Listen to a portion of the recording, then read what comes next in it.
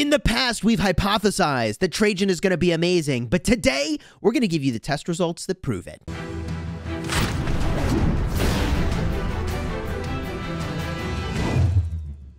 Hello, my friends, and welcome back. I'm Chisgule Gaming, a sponsored content creator for Rise of Kingdoms, and today we're showcasing Maximus's 5-5-2-4 Trajan, and we'll show you what that looks like battling in Canyon, and spoiler alert, yeah, it's pretty good.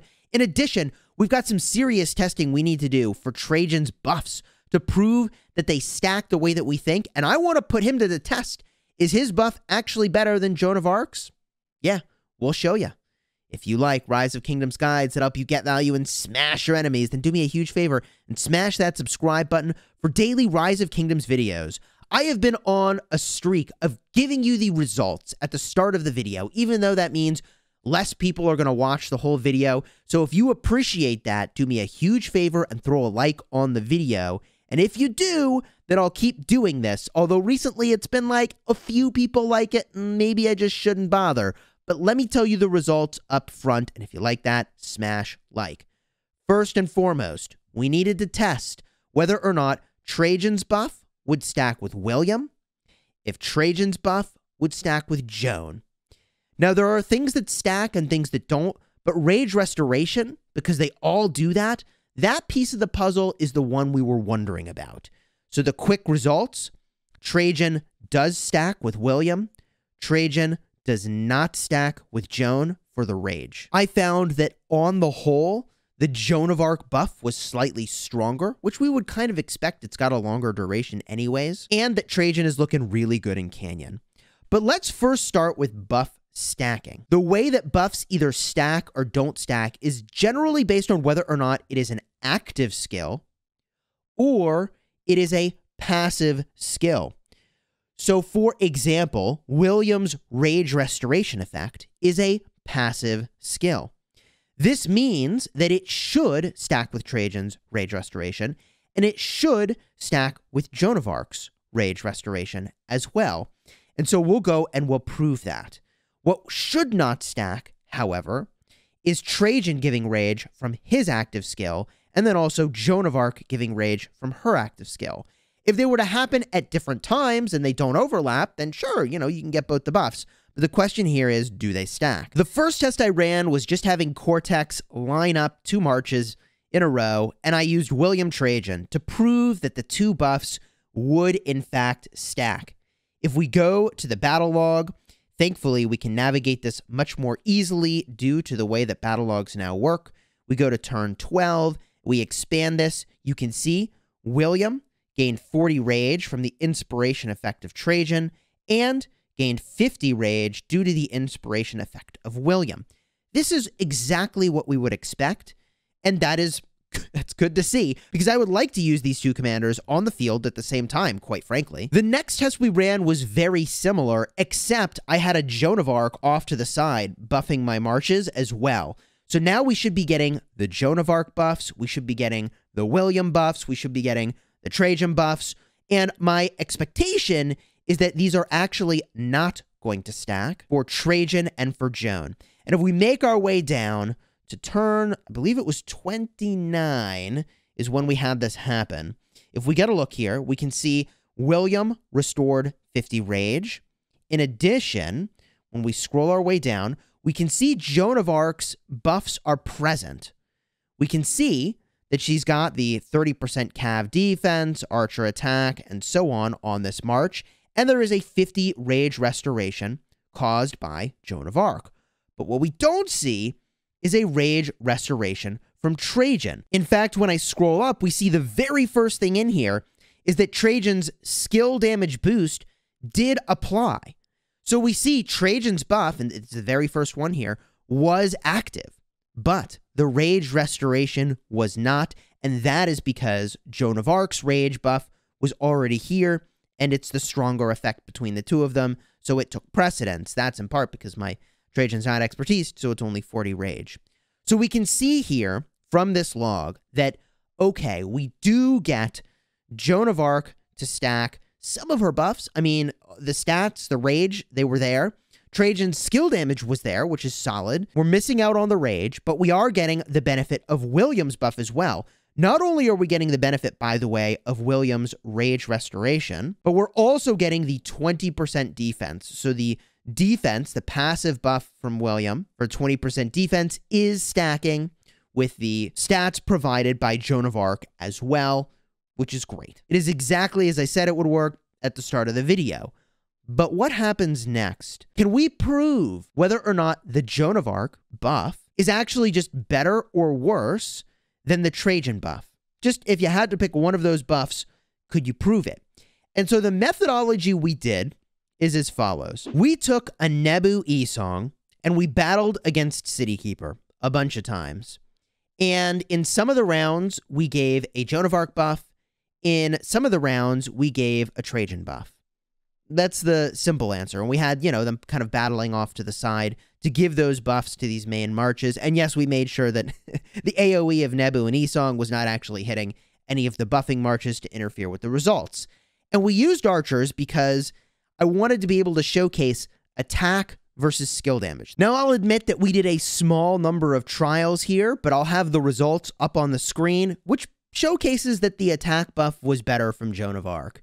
In general, I think that is probably true. Most commanders are just not doing enough skill damage for that to really outweigh the value of the attack buff. You've really got to be doing either a ton of AoE damage, generating a ton of rage, or have many skills that do skill damage in order to really see skill damage boosts outperform attack. At least that's what I've observed so far. So if we've proven that the Joan of Arc buff is actually better, the next question becomes, is Joan of Arc better as a commander? I would say the answer is almost certainly no. And I would say that Trajan is probably going to be enough better as a commander that if we drop him into Canyon, we can actually see him outperform the Joan. In fact, that is what I would expect we will see when we go and do some battles against the 5-5-2-4 Trajan that Maximus has in our kingdom, but let's cut to that footage. Let's actually battle his team here, and we need to talk for a second about his lineup, which is very strong. He's got the Richard I with Leonidas, most likely tanking. He's also got Constantine with Trajan. Obviously tanking, he has removed Joan of Arc. He's got the Guan Alex for damage. He's got the E-Song Nebu for damage. And he's also almost certainly got the Charles with Harold as an off lane. I think this is going to be really exciting to see how Trajan performs. Let's freaking go, baby. Now, Maximus, his team before was difficult but beatable for me. And I think for me, the best strategy is not to lane up against him. But what I want to do is a couple times where I go lane up against him, and a couple times where I go and do kind of 4 marches on his Charles, and I set my Charles off to the side and let him do 4 marches against mine. I think the weakness of this particular position with the Trajan Constantine is that, yeah, it is going to take more damage, and after I eat my way through the Constantine in a 4v1 lineup, then I get to eat the YSG. Although, man, the Richard with Leonidas is going to have so much health. But let's try this out first with lanes. When we do lanes, I want to have my Guan into his Constantine, and my Constantine has to tank the Richard Leonidas, which is a very high damage pair. I think actually this is exactly how I would line things up, and let's see what happens. Ooh, exciting. Okay, here it is. Ready, set, go. Boom, we're in. You're going to notice, most likely, that Maximus's rage gain is going to be really exceptional. The problem is that it doesn't show his rage bars, so it's not so easy to see exactly what this would look like, but it looks pretty interesting so far.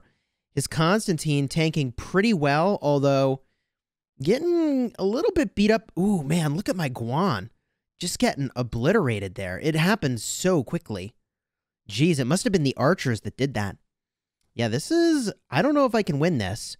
We're kind of going to be counting on my Trajan, or rather my Charles with Harold to do a lot of work, which it's getting pretty beat up too. Yeah, I don't know. Oh man, I think Maximus has me here. The Trajan buffs are looking pretty good. Here comes my support from the Herald. Nice. My Ethel is doing a little bit of tanking, although, man, that Leonidas is going to do some work on me. The Alex is going to do some work on me. Yeah, the marches that I have left have no real synergy here. And the marches he has left are really quite exceptional. I think I'm in trouble here. I'm Dunsky. GG. We can try that again. However, I really think that for his lineup, the only way for me to go is not to lane up like I did. I think I've got to try to get the 4v1. So if I smash things around a little bit, more like this, and now we battle. This, I would think, for me, will be a much better situation. Let's see how this plays out. We're going to go into that battle. The Charles Herald versus Charles Herald and his team, my team, lined up there. It looks like... Dude, look at our Ethels just taking a huge amount of damage. Man. But you know, the Ethel William, yeah, it'll do damage, but it's mostly there for buffs and debuffs, to be perfectly honest. So I think it's going to be okay for me. We'll see. Oh, man. There's the heal on his Constantine. Is my heal procced yet? Oh, there's my heal. Okay. Okay. My marches are looking pretty beat up, and his Guan and his Richard are looking really healthy. Honestly, I mean, this is looking like a really good Joan of Arc replacement here, not gonna lie. I do have his E-Song pretty low. Now I get to eat the E-Song. Om nom nom. I still have 3 marches left, but Richard and Guan, you know, the Richard Leo and the Guan Alex are very tanky. I've got some concerns as to whether or not I can even win this. I don't think I can. Oh my gosh. Wow. That is fairly ridiculous. Here comes, I think the expertise on the Leonidas is just going to wreck me. I think it's just going to wreck me. This is a team that I could beat consistently before he made this switch. And now I can't beat it at all, potentially. I'm thinking that Trajan is looking real good. Let me say that again for clarity. I could beat this consistently. Consistently. When it had Joan of Arc. Now I can't win? Oh boy. Dude, Trajan's going to be really good. I said he was going to be good, and he is. Let's see this again. Here we go. Okay. We try the same thing. Was it randomness working against us? I don't think it was. I really don't think it was. We're smashing here. I do have an idea for how I could run this a little bit differently. The start of this looked like it might have been a little bit better for me there. Maybe I just got unlucky. Maybe. But my marches are already looking pretty beat up. We're working on the Constantine with Trajan, which just tanks so well. There's just so much area of effect damage running around here. It's pretty unbelievable. My Ethel William, getting a lot of value. Even now, I'm still hitting 2 targets. Okay. Isn't it amazing how you could run the same fight multiple times and get completely different results? The 4v1 situation is totally the way I should do this. I changed literally nothing. I changed literally nothing. We could run it one more time and see if we get the same thing. And then we can go back to running it in lane and see if that works differently. Because I only ran it once. I couldn't beat him in lane before, though, I feel like. So that's why I switched up to doing it this way. Let's see how this goes. Part of the reason that this advantages me so much is that I have Ethel doing ton of AoE, William, ton of AoE, Guan, ton of AoE, E-Song, ton of AoE, Nebu, ton of AoE. So there's just a lot of area of effect damage. And it is noteworthy that Maximus is not using Ethel at all. Okay, let's see how this goes. Here we are. What do we got?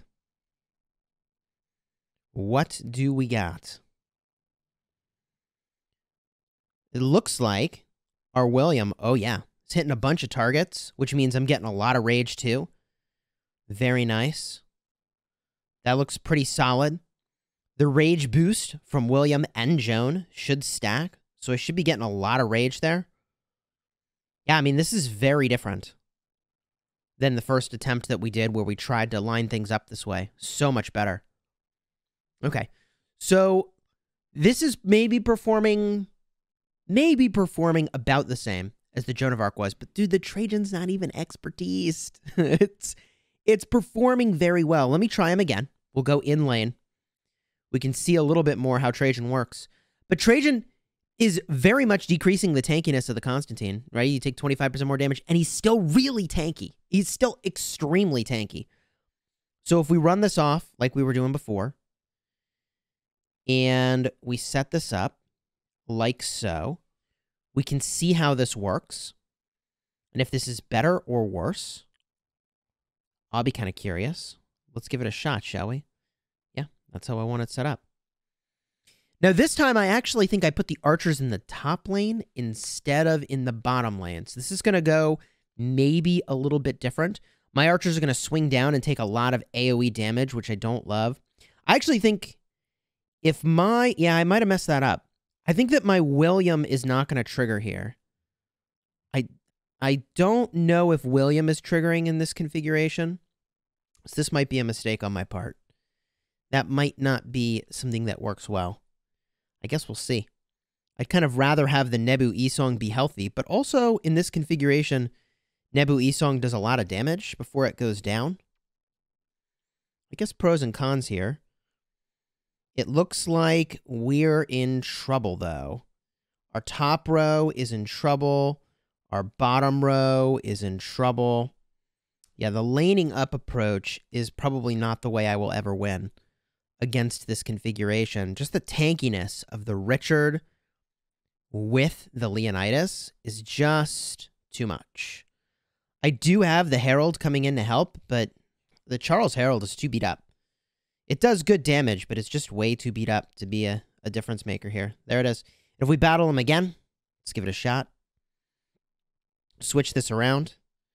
Now we've got the big damage just down below. Constantine's still up top for tankiness. I could try to run the Guan up there, but it's just going to get wrecked. All right, here we are. The archers are in the bottom lane. Dude, the real problem I have is that I can't really lane up with Guan, Alex. I can't really tank. It can't hang, man. It just can't hang. Doesn't work. Oh, yeah. No. Until I have another proper tanky march out front, which I just don't have right now. Until I've got that, I think my strategy is always going to be that 4v1. That's the way to go. Dang. If you enjoyed this video, do me a huge favor. Throw a like on here. Consider subscribing for those daily Rise of Kingdoms videos that help you get value and smash your enemies. Hopefully you found this insightful as well about how Trajan works. And again, throw that like on here for all the testing and work that went into this video. I'm looking forward to the new Ninja patch, which is just around the corner. And until next time, you have fun smashing the kingdom.